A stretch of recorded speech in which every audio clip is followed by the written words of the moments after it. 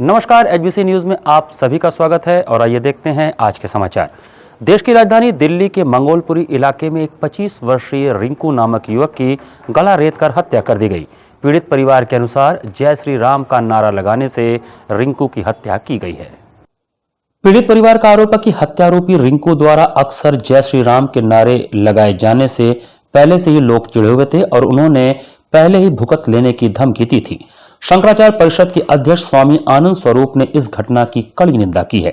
शंकराचार्य परिषद ने रिंकू के परिजनों को 50,000 की आर्थिक सहायता देने के साथ ही नागरिकों से अपील की है कि वह भी रिंकू के परिजनों की मदद में आगे आएं। कभी दिल्ली के अंदर यही जय श्री राम बोलने पर रिंकू शर्मा नामक नौजवान की हत्या कर दी गई। मैं जिन बातों को लगातार कह रहा हूं, कुरान की बातें कह रहा हूं, मुझे ऐसा लग रहा था कि आप सुन नहीं पा रहे थे, लेकिन अब जब घटनाएं आपके घर तक आने लगी हैं तो मुझे उम्मीद है कि अब आपको समझ में आ रहा होगा। जिस प्रकार से जय श्री राम बोलने पर माँ बाप के सामने ही रिंकू को चाकुओं से गोद गोद करके मार दिया गया है। 20-25 जाहिल आतंकवादी जय श्री राम बोलने से उनके घर पे हमला बोल दिए हैं और हम अभी भी फेसबुक पर खेल रहे हैं। मैंने आज शंकराचार्य परिषद के लोगों को बोला है कि आप जाइए, इस दुख की घड़ी में हम रिंकू के माता पिता के साथ खड़े हैं, तन से, मन से, धन से खड़े हैं। आप भी खड़े होइए। यदि आप खड़े नहीं होंगे तो आप कल्पना करिए कि कल यह मौत आपके दरवाजे पे आएगी, कल ये जिहादी आपके घर आएंगे। मैं आपसे बार बार इस बात को कहता हूं, लेकिन आप उस युद्ध की प्रतीक्षा कर रहे हैं कि वह युद्ध जब तक आपके दरवाजे नहीं आएगी तब तक आप कुछ करने वाले नहीं हैं। मैं इस बात के लिए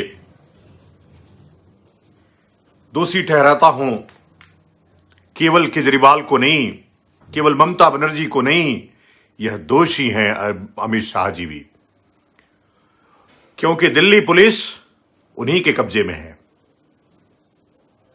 इन जिहादियों का मनोबल दिल्ली का दंगा करके हमारे तमाम हिंदू युवाओं को मार करके मन बढ़ा हुआ है। आपने कोई दंडित करने का काम नहीं किया। आपने चंद कुछ मुट्ठी भर नेताओं को पकड़ करके जेल में डाल करके रासुका मासुका लगा करके छोड़ दिया। लेकिन आप सोचिए उस मां पे क्या गुजर रही होगी जिसके सामने उसकी बेटी की, नौजवान बेटी की, हिष्ट पुष्ट बच्चे की हत्या कर दी जाती हो। लेकिन हम चुप रहने वाले नहीं हैं। आज मैंने शंकराचार्य परिषद के लोगों को भेजा है। मैं बंगाल दौरे पे हूं, बहुत जल्दी दिल्ली पहुंचने वाला हूं और पहुंच करके मैं सबसे पहले उसके घर नहीं जाऊंगा, मैं उस कातिल के घर जाने वाला हूं। मैं उस मां से पूछने वाला हूं कि तुमने क्या शिक्षा दिया था उस नालायक बच्चे को जिसने जय श्री राम सुनते ही हत्या कर दिया। अहिंसा परमो धर्म, पर धर्म हिंसा तथैव च। जो अधर्म है उसको स्वीकार करना, देखते रहना, इससे बड़ा अपराध कोई नहीं हो सकता है। तो मैं आप सबको आगाह कर रहा हूं और शंकराचार्य के परिषद के कार्यकर्ताओं को इस लाइव के माध्यम से यह निर्देश दे रहा हूं कि आप सब उनके घर पहुंचिए। अभी जो 51,000 की राशि शंकराचार्य परिषद ने घोषित किया है वह उनको ले जाकर के दीजिए। और इस दुख की घड़ी में हम केवल धन से खड़े नहीं हैं। अगर उनका एक बेटा मरा है, हम सब उनकी मां के बेटे हैं। वो मेरा भाई है, हमारा अनुज है। हम उसके परिवार के साथ आजीवन ऐसे खड़े रहेंगे। और यदि आप अब खड़े नहीं हुए तो समझिए कल हत्या आपकी होगी, कल कत्ल आपका होगा। हिंदू योद्धाओं, नौजवानों, इस समय है धर्म युद्ध लड़ने का। आप आइए, मिलकर के शंकराचार्य परिषद ने जो धर्म युद्ध छेड़ा है उस युद्ध में योद्धा बनिए और इन जिहादियों को इस धरती से समाप्त करने में अपना अमूल्य योगदान दीजिए। इस पूरे संत समाज को भी, जो पूरा नपुंसक हो गया है, अखाड़े पूरे नपुंसक हो गए हैं, एकमात्र यति स्वामी नरसिंहानंद सरस्वती हैं जो शेर की तरह आपको जगाते रहते हैं। पूरी दुनिया में, पूरे भारत में 1-1.5 करोड़, 2.25 करोड़ साधुओं के बीच में एक शेर है जो बोलता रहता है, निर्भय होकर बोलता रहता है। मैं उन्हें धन्यवाद देता हूं। वो लगातार जिस प्रकार से इन जिहादियों से लड़ रहे हैं। मैं सभी अखाड़ों को, अखाड़े किस लिए बनाए गए थे? इसलिए कि नपुंसक होकर के तुम अखाड़ों में बैठ बैठ करके पैसे कमाओ, बड़ी बड़ी अट्टालिकाओं में रहो, बड़े बड़े टेंट लगाओ और जाकर के मुख्यमंत्रियों की दलाली करो, फोटो खिंचवाओ। इसके लिए नहीं आदि शंकर ने अखाड़े बनाया था। आदि शंकर ने अखाड़े इसलिए बनाया था कि जब हमारी संस्कृति पे, हमारे धर्म पर कोई आंच उठाए तो तुम उसकी आंख फोड़ देना, उसके हाथ काट लेना, उसकी गर्दन काट लेना। इसलिए अखाड़े बने थे, इसलिए उनको धर्म की शिक्षा दी गई थी, इसलिए उनको शस्त्र की शिक्षा दी गई थी। लेकिन आज आप देखिए ना किस प्रकार से जितने अखाड़े हैं, किस प्रकार से जितने अखाड़े हैं, वो सिर्फ और सिर्फ अपनी जमीन लेने के लिए चरण चुम्बन कर रहे हैं। साहब साहब साहब, शर्म आती है ऐसे सन्यासियों को देख करके मुझे। मैं इसलिए मेरे ग्रुप में, मेरे समूह में जल्दी किसी सन्यासी से मेरी पड़ती नहीं है, इसलिए कि वो भी सेकुलरिज्म की बात करते हैं, वो भी मुस्लिम परस्ती की बात करते हैं, वो भी सहिष्णुता की बात करते हैं, जिनका कर्तव्य है, जिनका भोजन ही सर्वभूत हितेरतः इति साधु। ठीक है, किसकी आप सांप को दूध पिलाओगे, साला जब भी मौका मिलेगा तो फन से काट लेगा। मैं फिर से रिंकू के स्वर्ग गमन पर अपनी सच्ची श्रद्धांजलि दे रहा हूं। आप भी सच्ची श्रद्धांजलि दीजिए। उसके घर जाकर के उसका अकाउंट नंबर लेकर के, उसके अकाउंट में 10 रुपए, 20 रुपए, 50 रुपए अगर होगा तो मैं भी यहां से जारी करूंगा उसके मां का अकाउंट नंबर, उसके पिता का अकाउंट नंबर। इसलिए कि जिसका बेटा चला जाता है, अब वो महीनों तक, वर्षों तक खड़े नहीं हो पाएंगे। रो रो के बुरा हाल है उसके पिता का। मैं देख रहा हूं, मैं देख नहीं पा रहा हूं उस वीडियो को, आप भी नहीं देख पाएंगे उस वीडियो को। रो रो के बुरा हाल है उसका, उसकी मां का बुरा हाल है रो रो करके। इस बुरे वक्त पर समस्त हिंदू समाज को उसके साथ खड़ा होने की आवश्यकता है। आप खड़े होइए उसके साथ। उसका कोई दोष नहीं था, उसकी शिक्षा में है जय श्री राम, हमारा मूल मंत्र है जय श्री राम। ना इतना बड़ा अपराध हो गया, आराध्य का नाम लेना इतना बड़ा अपराध हो गया कि उसका कत्ल कर दिया तुमने। तो हिंदू योद्धाओं, तुम्हारा मैंने आह्वान किया। मैं तो इस युद्ध की अगुवाई करने वाला हूं। अगर तुमको लगता है कि मैंने बातें धर्म की रक्षा के लिए किया है तो तुम मेरा साथ दो, शंकराचार्य परिषद का साथ दो, काली सेना का साथ दो, सेना में भर्ती हो जाओ, सब काम छोड़ दो, कुछ सालों तक युद्ध लड़ो और भारत को हिंदू राष्ट्र बना करके फिर चैन की नींद सो। प्रयागराज से वाराणसी आ रही प्राइवेट पैसेंजर बस के अचानक खराब होने से बस लहरतारा ओवरब्रिज की रेलिंग तोड़कर लटक गई। बस में करीब 25-30 यात्री बैठे थे, जिन्हें पुलिस द्वारा सुरक्षित बाहर निकाल लिया गया। मौके से किसी के भी घायल होने की सूचना नहीं है। घटनास्थल पर पहुंची मड़वाडीह थाने की पुलिस ने बस को हटवाने की कवायद शुरू कर दी है। बस ड्राइवर सूरज प्रताप ने बताया कि बस प्रयागराज से आ रही थी। अचानक टायर रॉड टूटने से बस ने संतुलन खो दिया और ओवरब्रिज तोड़कर लटक गई। घटना में किसी को भी कोई चोट नहीं आई है। वहीं 2 यात्रियों को मामूली खरोंच लगने की सूचना है। हालांकि बस का संतुलन खोने से यात्री घबरा जरूर गए थे। किनपिन टूट जाने की वजह से। बस कहाँ से आ रही थी? इलाहाबाद से। कितने पैसेंजर थे इसमें? 30-35 रहे होंगे। तो ये कैसे घटना हुई ये? टायर रॉड टूटने से। अच्छा, तो कोई जान माल खतरा था? कुछ नहीं हुआ है। ये गाड़ी कहाँ से कहाँ चलती है? इलाहाबाद बनारस। ये डग्गा मार वाहन है? हाँ सर, हाँ सर। क्या प्राइवेट है? डग्गा मार वाहन। हाँ। इसका कोई परमिट नहीं है? नहीं मालूम सर। आपके पास लाइसेंस वगैरह है? लाइसेंस है। अच्छा, तो कोई खतरा नहीं हुआ जान नहीं, का? नहीं। 25-30 लोग थे इसमें? हाँ? 25-30 लोग थे इसमें? हाँ। कितने लोग थे इसमें? अरे 25-30, अब गिना तो नहीं, 30-35 ये के अंदर दुर्घटना होने का कारण क्या था? टायर राड टूट गया सर। लारतारा एनईआर गेट संख्या 2A के गेटमैन सचिदानंद सिंह ने बताया कि वह खाना खाने के लिए बैठे ही थे कि अचानक तेज आवाज आई। देखा तो प्रयागराज से आ रही बस ओवरब्रिज की रेलिंग तोड़कर लटक गई थी, जिससे यात्रियों में अफरा तफरी मच गई। पैसेंजरों को इमरजेंसी गेट से सुरक्षित बाहर निकाल लिया गया है।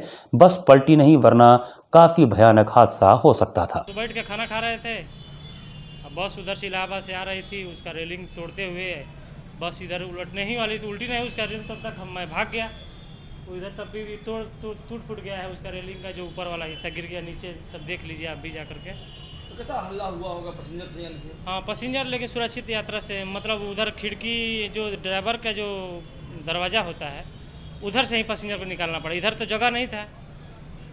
कितने दहशत में रहे पैसेंजर? बहुत लोग एकदम घबराए हुए थे, एकदम हादसा से हम लोगों का हालत ख़राब हो गया। हम तुरंत भाग गए नीचे यहाँ से और अपने वोल्टेज तार ली गई है, 440 वोल्टेज की तार गई है। अगर इसमें गिरती है कितनी बड़ी घटना होती है। बहुत दर्दनाक हादसा होता। प्रियंका गांधी वाड्रा के संगम स्नान के दौरान हुई पुष्प वर्षा को कांग्रेस उत्तर प्रदेश में अवसर के रूप में देख रही है। प्रियंका गांधी वाड्रा के संगम स्नान के दौरान हुई पुष्प वर्षा को लेकर कांग्रेस के लोग बड़े उत्साहित हैं। वरिष्ठ कांग्रेस नेता प्रमोद तिवारी ने मौनी अमावस्या के दिन प्रियंका गांधी के संगम स्नान के दौरान हुई पुष्प वर्षा को ग्रहों का सुखद संयोग बताया है। प्रमोद तिवारी ने इशारों में कहा है कि शायद बीजेपी को पता चल गया है कि भविष्य प्रियंका गांधी का ही है।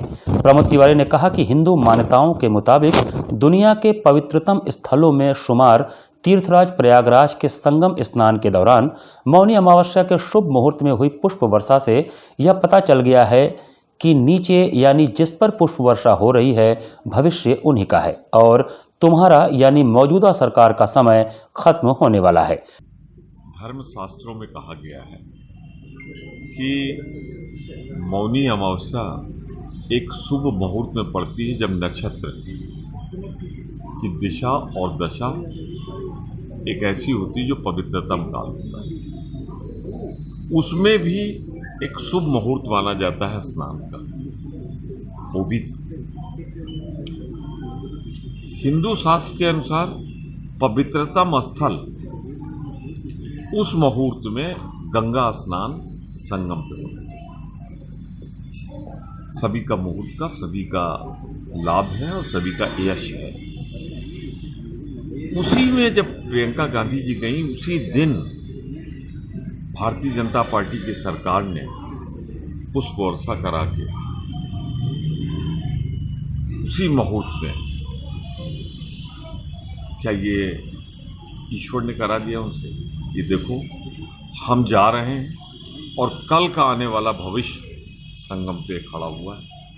तो ये एक सुखद संयोग मैं मानूंगा कि ये स्वीकार किया कि आने वाला भविष्य इस समय है, इसलिए पुष्प वर्षा हुई मुझे से बताए। तो ये उत्तर प्रदेश की जो राजनीति है उसको लेकर के किस तरह का संकेत? देखिए उत्तर प्रदेश की राजनीति, देश की राजनीति सब अपनी जगह, पर मैं तो सिर्फ आज अपने आप को एक ही चीज सीमित करना चाहता हूँ। पवित्रतम दिन, पवित्रतम स्थल, पवित्रतम मुहूर्त और गंगा में डुबकी लगाते हुए और उनकी उपस्थिति में प्रियंका गांधी के जिस तरीके से पुष्प वर्षा का संयोग बना है, मैं नहीं कह रहा हूं कि संयोग बना है, वो ये जाहिर करता है कि जाने अनजाने ये स्वीकार करके कि भाजपा जा रही है और जिसको आना है उस पर पुष्प वर्षा। बता दें कि बृहस्पतिवार को मौनी अमावस्या के मौके पर कांग्रेस महासचिव प्रियंका गांधी वाड्रा जब संगम स्नान के लिए पहुंची तो उसी दौरान यूपी सरकार की तरफ से संगम में स्नानार्थियों पर पुष्प वर्षा की जा रही थी, जिसे अब कांग्रेस एक सुखद संयोग का नाम देकर अपने अवसर तलाश रही है। डीएवी डिग्री कॉलेज के मैदान में पूर्वांचल क्लब द्वारा प्राइमेक्स कप क्रिकेट टूर्नामेंट के सेमीफाइनल में कबीर स्पोर्टिंग क्लब ने जेपी सोनकर एकेडमी को हराया। डीएवी के मैदान में पूर्वांचल क्रिकेट क्लब द्वारा आयोजित प्राइमेक्स हॉस्पिटल क्लब क्रिकेट प्रतियोगिता में जेपी क्रिकेट क्लब तथा कबीर क्रिकेट क्लब के बीच में मैच हुआ, जिसमें जेपी क्लब की टीम ने 16 ओवरों में सभी विकेट खोकर 104 रन बनाए। इसमें अमन ने 29 रन और सूरज ने 18 रनों का योगदान दिया। कबीर स्पोर्टिंग क्लब की तरफ से कान्हा, सौरभ, गौरव और श्री प्रकाश ने 2-2 विकेट लिए। बाद में लक्ष्य का पीछा करते हुए कबीर स्पोर्टिंग क्लब ने 13 ओवर में 3 विकेट के नुकसान पर विजयी 105 रन बना लिए और मैच जीत के फाइनल में प्रवेश कर लिया। इसमें अमन ने 41 रन और रितेश ने नॉट आउट रहते हुए 18 रन बनाया। आज के मैच के मुख्य अतिथि प्राइमेक्स हॉस्पिटल के एमडी डॉक्टर विनोद सिंह ने दोनों टीमों से परिचय प्राप्त किया। डॉक्टर विनोद सिंह ने अपने संबोधन में बोला कि कभी वो भी बचपन से ही पूर्वांचल क्लब से काफ़ी अच्छा क्रिकेट खेलते थे और उन्होंने अगले महीने से प्राइमेक्स हॉस्पिटल की तरफ से स्टेडियम में अंडर 14 क्रिकेट प्रतियोगिता बालक एवं बालिकाओं का कराने का घोषणा किया है। मुख्य अतिथि डॉक्टर विनोद सिंह जी का स्वागत अजय मिश्र, अरमान, आकाश मिश्र, अश्विनी यादव इत्यादि ने किया।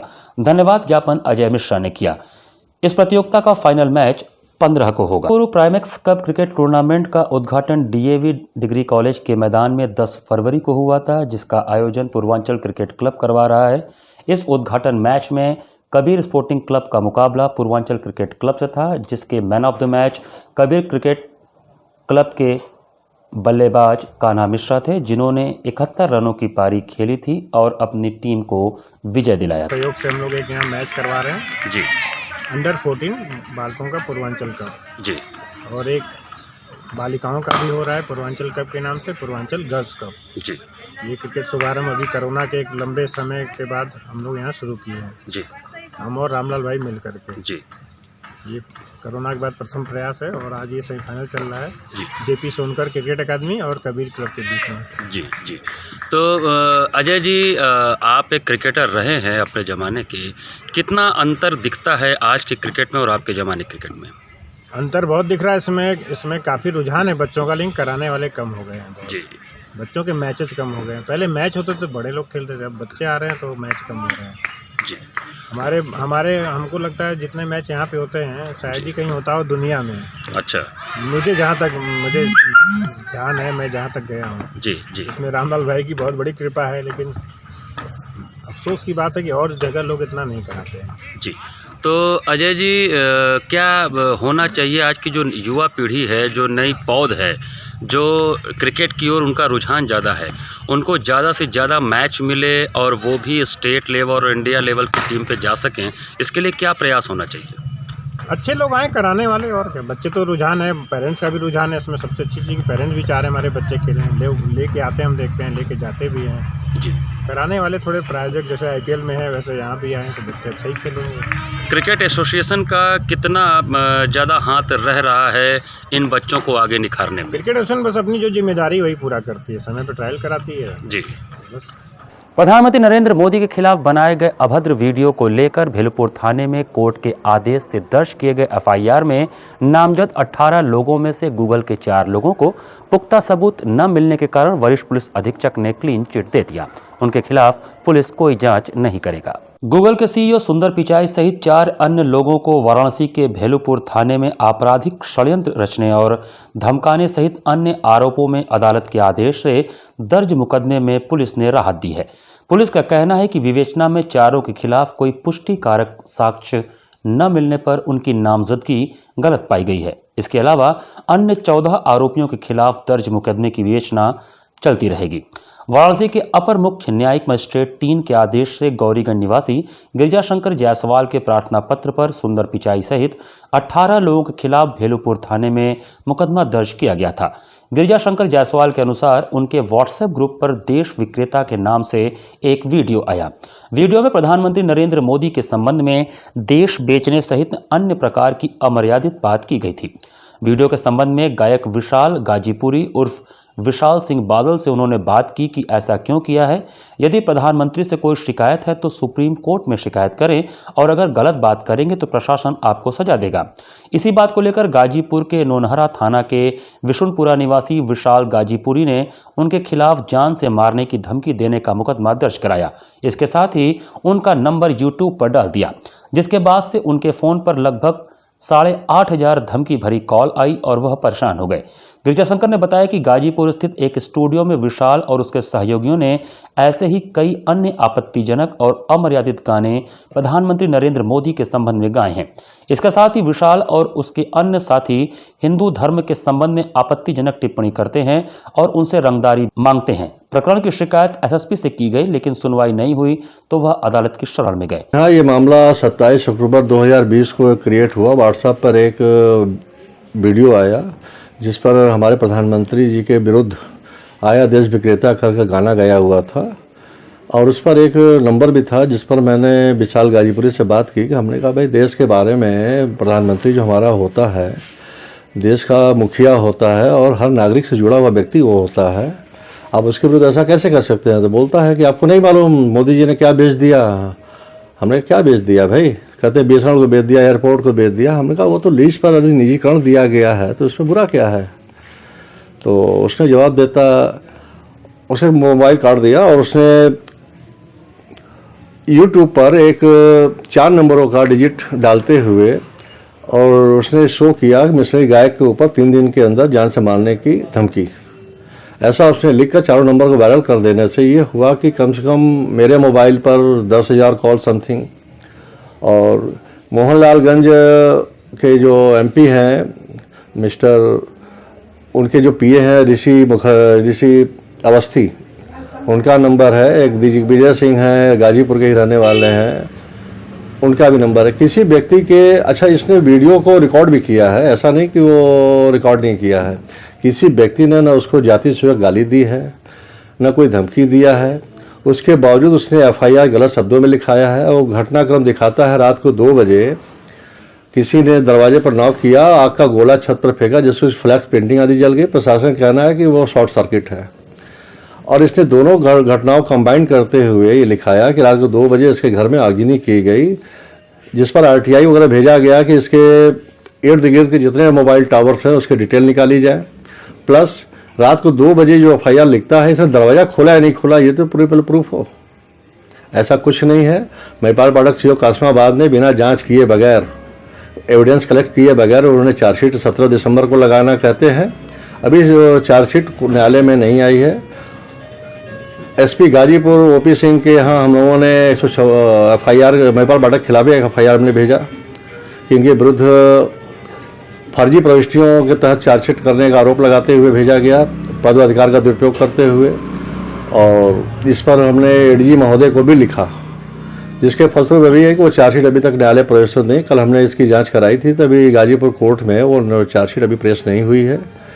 इस पर हमने मुकदमे का प्रयास बनारस में भी अपने अफसरों से किया। एसएसपी महोदय ने डायरेक्शन भी दिया, महत्वपूर्ण प्रकरण है सीओ भेलूपुर की जांच करने के लिए और इस पर टीम बनाने के लिए निर्देशित किया। लिखा हुआ है आईआरएस पोर्टल पर उन्होंने लिख कर भेजा है, महत्वपूर्ण प्रकरण है, इसकी जांच कराएं, दोषियों दंडित करें, टीम बनाएं। सीओ भेलूपुर ने 1 महीना बाद मेरा बयान लेते हुए 2 लाइन का निष्कर्ष निकाल दिया। चूंकि गाजीपुर मुकदमा पंजीकृत है इसलिए पुलिस कार्रवाई की आवश्यकता नहीं है। ये हमारे अधिकारी हैं जो अपराध को प्रशय देते हैं। महिपाल पाठक जैसे लोग हों, चाहे सीओ भेलूपुर चक्रपाणी जी हों, ये लोग अपराध को प्रशय देते हैं। इनके पास और कोई वर्क नहीं है जिसकी वजह से अपराध बढ़ती है। यदि अपराध को नियंत्रण समय रहते ही कर ले तो शायद अपराध ना हो, लेकिन ये अपराध को प्रशय देते हैं।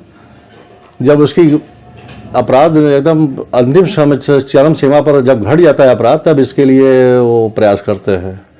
उसके बाद इनके सारे एफआईआर दर्ज होते हैं। मजबूर होकर न्यायालय समक्ष जाना पड़ा। माननीय न्यायालय ने हमारी बातों को सुना और उन्हें पाया कि मामला विवेचना योग्य है और उन्हें आदेश दिया, जिस पर 29 जनवरी 2021 को आदेश हुआ, जिस पर थाना ने अपने, और इस मुकदमे के बाबत मैं नहीं समझता कि बनारस के ये पुलिस अधिकारी जांच के योग्य हैं। एक हाईकोर्ट में पिटीशन मेरी डालने वाले हैं कि इसकी जांच इन्फोर्समेंट डायरेक्टर को ट्रांसफ़र किया। विशाल गाजीपुरी और सपना बौद्ध की टीम को हमने पार्टी बनाते हुए गूगल के, चूँकि गूगल को हमने नोटिस जारी कर रखा था कि हटाने के लिए इस वीडियो को हटाई जाए, इस पर उन्होंने कोई कार्रवाई नहीं की, तो हमने गूगल के मालिक सहित इनके जितने जनरल प्रबंधक और ये डायरेक्टर हैं, मैंने उनको पार्टी बनाया है इसमें अभियुक्त। तो कोर्ट ने सबको स्वीकार लिया? स्वीकार कर लिया, बिल्कुल। कितने लोग खिलाफ मुकदमा हुआ? टोटल 18 नामजद मुकदमे हैं।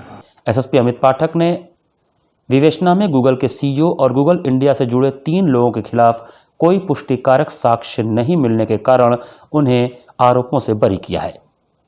शेष अन्य 14 आरोपियों के खिलाफ विवेचना होती रहेगी। थाना भेलूपुर में दर्ज क्राइम नंबर 69/21